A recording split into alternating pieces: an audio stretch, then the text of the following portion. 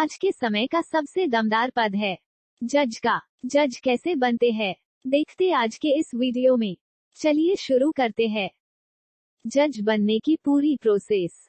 आपके सवाल ये हो सकते हैं कि जज बनने के लिए क्या योग्यता होनी चाहिए, या जज बनने के लिए कितनी उम्र होनी चाहिए, और जज बनने के लिए कौन सा एग्जाम देना पड़ता है। जानेंगे इस वीडियो में। पूरी वीडियो को लास्ट तक देखना, जिससे पूरी प्रोसेस समझ में आ सके।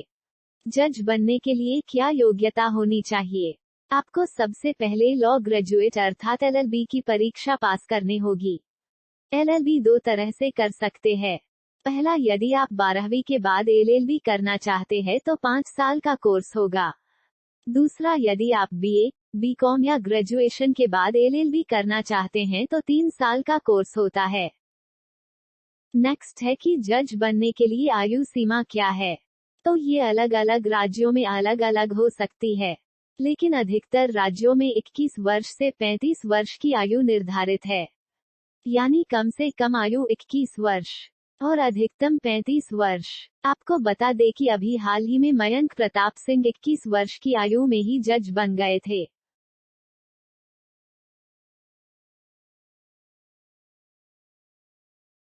जज बनने के लिए कौन सा एग्जाम देना पड़ता है। देखिए, ये अलग अलग राज्यों के हाई कोर्ट या लोक सेवा आयोग द्वारा एग्जाम कंडक्ट करवाए जाते हैं। ये हिंदी या अंग्रेजी दोनों भाषाओं में लिया जाता है। किसी किसी राज्यों में वहाँ की क्षेत्रीय भाषा में भी परीक्षा ली जाती है। अब आपका सवाल होगा कि एग्जाम का पैटर्न कैसा रहेगा, एग्जाम किस तरह से लिया जाएगा। न्यायिक परीक्षा 3 भागों में होती है। नंबर 1 है प्रारंभिक परीक्षा, दूसरा है मुख्य परीक्षा, और अंतिम में इंटरव्यू लिया जाता है। प्रिलिमिनरी एग्जाम कैसे होता है, देखिए इसमें ऑब्जेक्टिव टाइप सवाल आते हैं, ABCD ऑप्शन वाले। इस एग्जाम को सिर्फ पास करना होता है, नंबर मेरिट में नहीं जुड़ते हैं। इसमें ज्यादातर सवाल लॉ सब्जेक्ट से आते हैं और बाकी के सवाल लैंग्वेज से, हिंदी इंग्लिश से, और कहीं कहीं थोड़े बहुत जनरल नॉलेज के भी आते हैं। ये उस राज्य के सिलेबस पर डिपेंड करता है। मेंस एग्जाम कैसे होता है, देखिए। जो कैंडिडेट मेंस एग्जाम में पास होते हैं उन्हें ही मेंस एग्जाम में शामिल किया जाता है। मेंस एग्जाम सब्जेक्टिव टाइप होता है। इसमें शब्दों की लिमिट दी जाती है, उतने ही शब्दों में उस सवाल का जवाब देना होता है। मेंस एग्जाम के नंबरों को मेरिट में जोड़ा जाता है। इसके बाद आता है इंटरव्यू। अब जो कैंडिडेट मेंस एग्जाम पास करके आते हैं उनका इंटरव्यू लिया जाता है।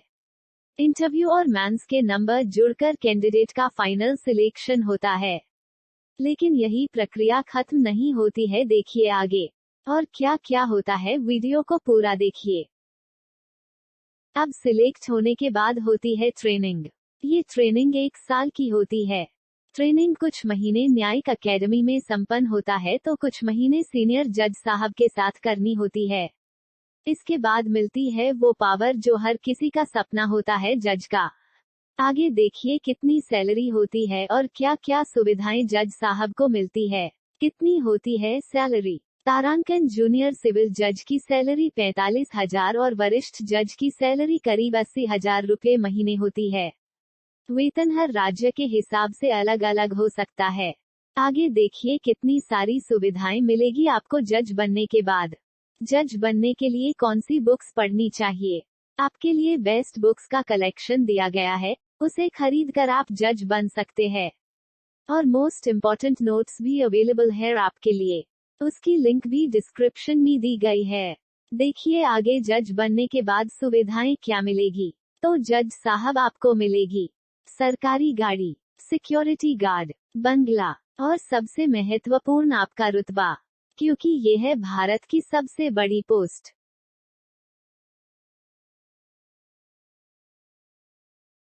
यदि आप चैनल पर नए या जज की तैयारी कर रहे हैं या किसी लॉ एग्जाम की तैयारी, तो आपके चैनल को सब्सक्राइब जरूर कर देना।